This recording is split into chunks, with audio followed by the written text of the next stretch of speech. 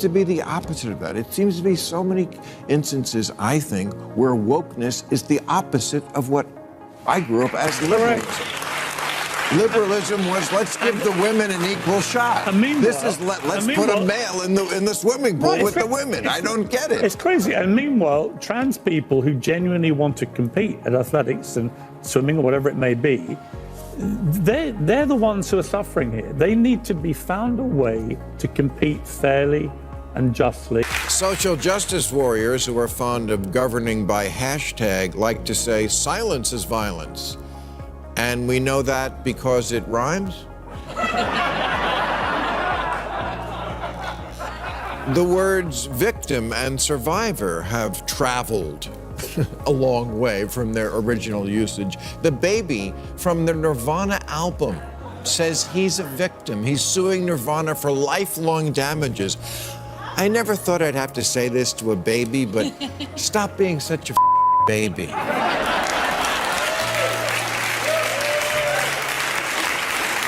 Bill Maher and Piers Morgan recently teamed up in a discussion with guest Katie Porter, and the exchange quickly became intense. Both Maher and Morgan, known for challenging arguments they find unrealistic or contradictory, pushed back firmly on Porter's points regarding Riley Gaines and the debate about women's sports. Throughout the conversation, they responded to her claims with direct questions, clear reasoning, and their trademark humor. The back and forth was lively, sharp, and highly engaging, making the entire moment stand out as one of the more spirited debates on the show. Have a civil debate. Nobody, including Riley Gaines, who I disagree with strongly, should feel What do you disagree with, out of interest? I think that it should be up to sporting bodies to make the decisions about who and how should compete. What has she said that's actually wrong? I think that what she has done is try to turn this. We talked about people, using things to kind of get likes and get clicks. That's not what she's doing. It's not? I've got no truck for Riley Gaines personally, but all I've seen her do is stand up for women's rights to fairness and equality. Well, she actually competed against Leah Thomas, and it was obviously unfair. Leah Thomas won one of the races in the NCAA championships by 50 seconds against a bunch of biological females who simply couldn't keep up. That cannot be right. It cannot be fair. Katie Porter began by responding to Riley Gaines and her advocacy surrounding fairness in women's sports. Porter argued that such decisions should be left to sporting authorities rather than individual athletes. Piers Morgan immediately challenged that point, referencing well-documented physiological differences that can affect athletic performance. Porter attempted to counter, but both Morgan and Bill Maher pressed her with questions, reasoning, and Maher's characteristic humor. What followed wasn't just a debate, but a sharp and engaging exchange that highlighted how complex and nuanced this issue truly is. And it unfolded in a way Porter clearly didn't anticipate. That I think our sporting bodies should be dealing with. And by the way, Riley is speaking up for herself, and that is her prerogative, and I respect her free speech. I think she's speaking up for pretty much every female athlete in the world. I mean, wasn't that the point of Title IX? Title IX in the early 70s was something that was it was a major event in feminism, that we finally have this law that says at colleges, right, and I think high schools too, but definitely colleges, women's sports have to be given equal to men's sports, so that women aren't and this led to the WNBA and lots. Katie Porter attempted to regain ground in the discussion by questioning Riley Gaines' intentions, suggesting that Gaines was more focused on attention and athletic recognition than on fairness. Piers Morgan pushed back immediately, clarifying that Gaines' advocacy has expanded far beyond her own athletic career. He emphasized that she speaks on behalf of female athletes who feel they are competing under conditions they view as unequal. Maher signaled agreement, and the dynamic of the conversation shifted. Porter's argument began to weaken as Morgan's and Maher's points highlighted the ongoing debate about fairness, policy, and the broader conversation surrounding women's sports. Seems to be the opposite of that. It seems to be so many instances, I think, where wokeness is the opposite of what I grew up as liberalism. Liberalism was, let's give the women an equal shot. And meanwhile- This is, let's put a male in the swimming pool with the women. I don't get it. It's crazy. And meanwhile, trans people who genuinely want to compete at athletics and swimming or whatever it may be, they're the ones who are suffering here. They need to be found a way to compete fairly and just. Then Bill Maher stepped in with a firm, clear response, steering the conversation toward established policy. He brought up Title IX, the historic regulation that expanded opportunities for women in sports by ensuring equal access and fair competition. Maher explained that for decades, Title IX has helped female athletes compete on a level playing field and build successful athletic careers. He expressed concern that certain new policies could unintentionally place those gains at risk by creating situations some athletes view as unequal. The room grew noticeably quieter as he laid out his point in a measured and direct way. His message was straightforward.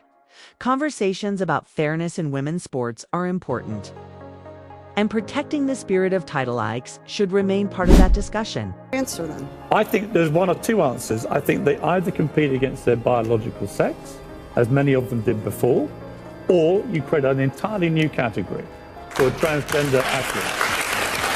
And then they're able to compete fairly. But what you cannot do is continue to allow more and more trans athletes to start decimating women's records, in some cases irrevocably. It's just not fair. Okay, I got to end it there. When it comes to the fairness debate, there's a point many people across different perspectives agree on: exploring additional or alternative categories in sports could provide a clearer path forward. Some argue that creating a dedicated division for transgender athletes or expanding existing structures could help ensure that everyone competes in a way that feels respectful and equitable.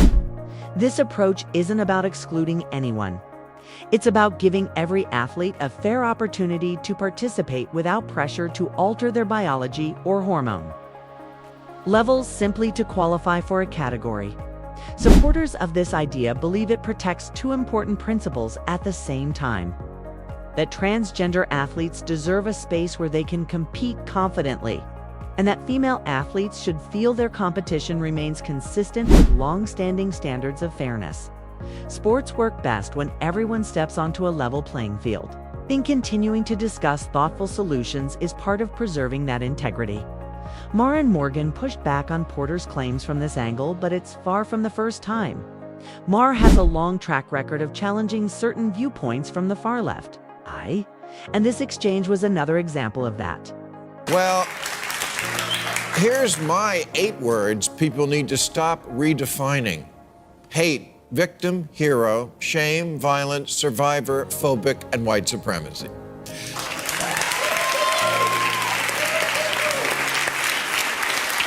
Comedian Hannah Gadsby characterized Dave Chappelle's controversial Netflix special as hate speech dog whistling. Well, dog whistle refers to when someone puts things in code because they're afraid to come out and say what they really think. That's what you get from Dave Chappelle? He's afraid to say what he really thinks. Dave Chappelle is one of the few comedians today who still speaks with complete honesty, even when the topics are uncomfortable or controversial. While many public figures choose to stay cautious, he continues to address issues like gender, race, hate, and politics with sharp wit and fearless confidence.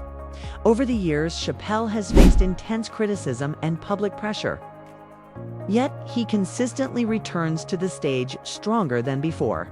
What sets him apart is that he doesn't use comedy to divide. He uses it to question assumptions, spark conversations, and challenge the ideas shaping modern culture. In a time when many voices feel hesitant to be fully expressive, Chappelle remains a standout figure who reminds audiences that the purpose of comedy is to think, reflect, and laugh without fear. He isn't just delivering jokes. He's offering perspective, encouraging dialogue, and continuing a long tradition of comedians who push boundaries to keep conversations alive.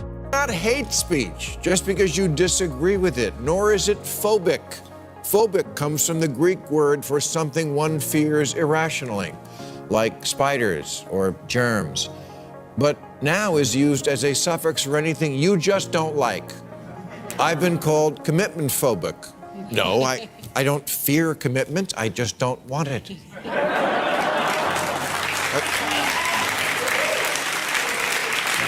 No. Other people do. Great. I don't call them single phobic. I don't like bowling. I'm not bowling phobic. And if I talk about how wrong I think it is to force women to wear a beekeeper suit all day, that's not being Islamophobic. I just don't like it. And I bet they don't either. I went as a ghost for Halloween once. I lasted about 20 minutes. I get what you mean about how the word phobia gets thrown around today. Disagreeing with an idea doesn't automatically mean someone is afraid of it. But recently, certain terms have been stretched and redefined to fit broader cultural debates. And that's where things get tricky. Words like phobia sometimes get used in ways that shut down discussion instead of encouraging it. When any form of questioning is quickly labeled as negative or hostile, meaningful dialogue becomes difficult. Real progress depends on open conversations where people can express their views, ask questions, and respectfully challenge each other's beliefs. It shouldn't be about silencing criticism, should be about understanding different perspectives. When language is used to end discussion instead of starting it, we lose the openness that makes honest conversation possible. In the category of we just don't like it, so we're pretending it's something else, is the word violence. Last year there was a staff mutiny at the CBS drama All Rise when some of the writers, I'm sorry, I meant victims, took issue with a scene where two women are in an elevator and a naked man gets on, and they just continue talking calmly. And if you think that's offensive, you should see how the guy pushed the button.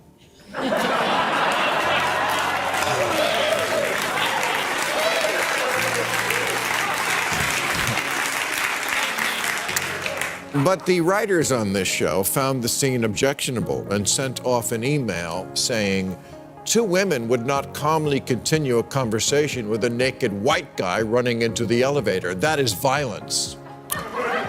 No, it's not. I honestly question how something like that can be described as violence.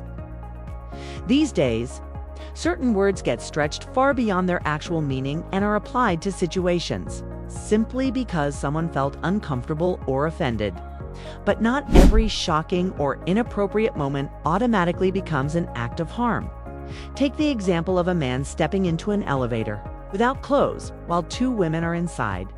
It's absolutely inappropriate, uncomfortable, and unacceptable.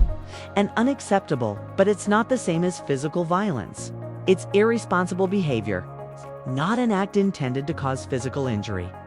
The issue is that when we start expanding definitions too much, we risk blurring the lines between genuinely harmful actions and situations that are simply upsetting or uncomfortable. And when everything gets labeled as trauma or violence, the seriousness of real cases gets diluted. Words matter. Clear definitions matter. If we treat every unpleasant moment as an attack, we lose the ability to distinguish between emotional discomfort and actual harm. In a free society, difficult or uncomfortable situations will happen. But labeling everything as violence doesn't help anyone. It only muddies the conversation. Violence is when it hurts. It usually involves leaving a mark of some kind. Of course, innumerable things can lead to violence, but I'm sorry, you can't take that word and use it for stuff that's just scary to you or just verbal, which is something I literally learned in kindergarten. Sticks and stones may break my bones, but if you don't know how that one ends, you need to repeat kindergarten.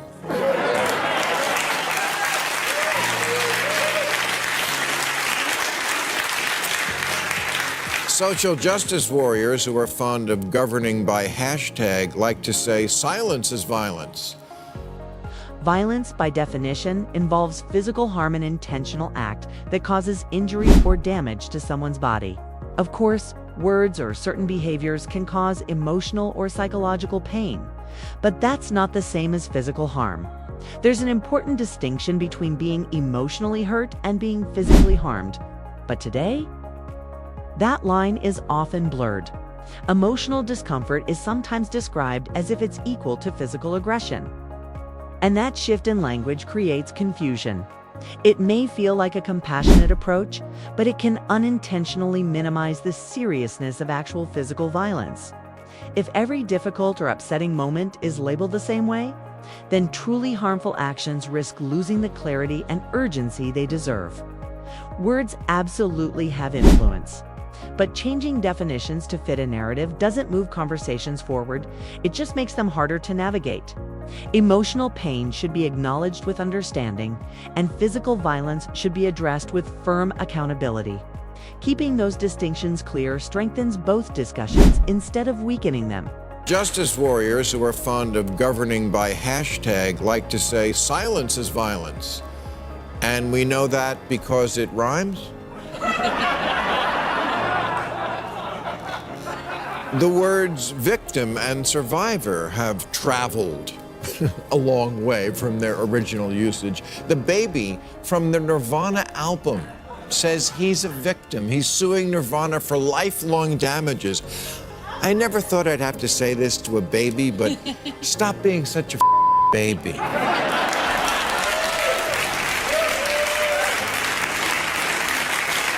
This is honestly kind of hilarious. Sometimes it's hard to understand why people do the things they do. Imagine suing a legendary music group for lifelong damages just because they used your baby photo on an album cover album. That, by the way, became iconic. It's absurd. We're talking about a picture taken decades ago, long before the person could even remember it. Yet somehow, it became a source of claimed trauma. While I can't say for sure what inspired the lawsuit, many people saw it more as a money grab than a genuine plea for justice. Maybe fame faded, bills piled up, and this seemed like a quick opportunity. Whatever the motivation, it's a clear example of how entitlement and opportunism can turn something symbolic and harmless into a headline-grabbing spectacle. 2010, the New York Times used the term white supremacist on 75 occasions. Last year, over 700 times. Now, some of that, to be sure, is because Trump came along and emboldened the faction of this country that is truly white supremacist. It is, of course, still a real thing. But it shouldn't apply to something like, as more than a few have suggested, getting rid of the SAT test. Now, if we find the SAT test is slanted in such a way as to stack the deck in favor of Caucasians, if there are questions like, Biff and Chip are sailing a yacht, traveling at 12 knots to an Ed Sheeran concert on Catalina. If Catalina is 26 miles away, how many White Claws should they bring? Yes, then maybe, yes. At the end of the day, what ties all these moments together? From Katie Porter's heated exchange on Real Time to the misuse of words like violence and phobia, to that absurd lawsuit against a rock band. There's a simple truth. Common sense is dying. We live in an age where feelings often outweigh facts.